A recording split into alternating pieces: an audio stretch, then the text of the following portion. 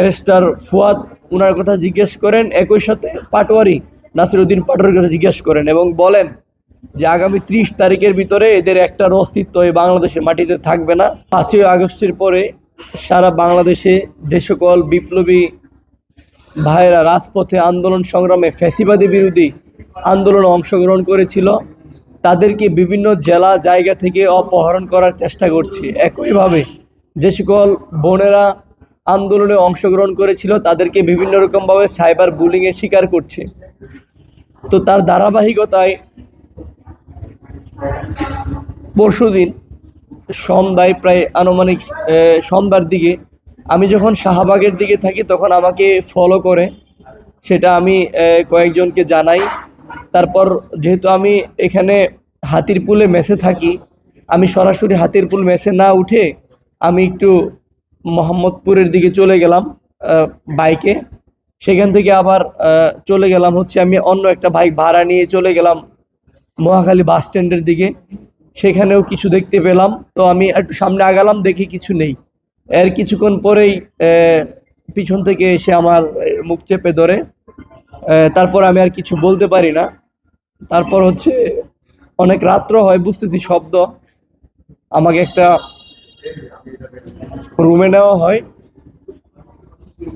তো সেখানে প্রথম অবস্থায় আমার হাতে কিছু ওয়্যার লাগানো হয়, ইলেকট্রিক শর্ট, যেটা খুবই যন্ত্রণাদায়ক এবং খুবই কষ্টের। প্রথমেই বলেছিল আমাকে যে, আপনারা জানেন বৈষম্যবিরোধী ছাত্র আন্দোলনের সভাপতি রিফাত রশিদ, আমাকে বলা হয়েছিল ওনার বাসাটা কোথায়, আমি ওনার ঠিকানাটা জানি কি না।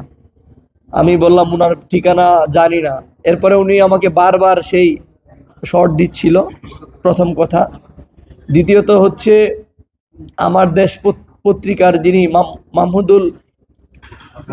মাহমুদুর রহমান আছেন, ওনার কথা জিজ্ঞেস করেন, হাসনাত আবদুল্লাহ ভাইয়ের কথা জিজ্ঞেস করেন, ব্যারিস্টার ফুয়াদ উনার কথা জিজ্ঞেস করেন, একই সাথে পাটোয়ারি নাসিরউদ্দিন পাটোয়ারির কথা জিজ্ঞেস করেন এবং বলেন যে আগামী 30 তারিখের ভিতরে এদের একটার অস্তিত্ব এই বাংলাদেশের মাটিতে থাকবে না।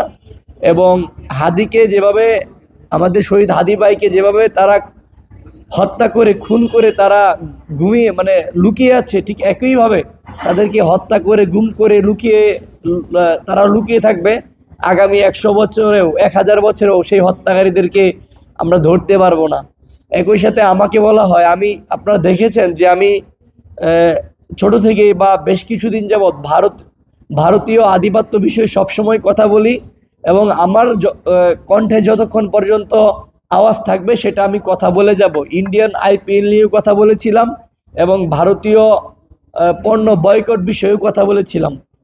তো সর্বোপরি তাদের কথা হচ্ছে যে এই ফ্যাসিস্ট লীগের যে দল আছে, ফ্যাসিস্ট খুনি হাসিনার যে দল আছে, কি মার্কা, নৌকা না, ফ্যাসিস্ট মার্কা নৌকা, ওই নৌকা মার্কা ছাড়া তারা বাংলাদেশে কোনো নির্বাচন স্পষ্ট হতে দিবে না।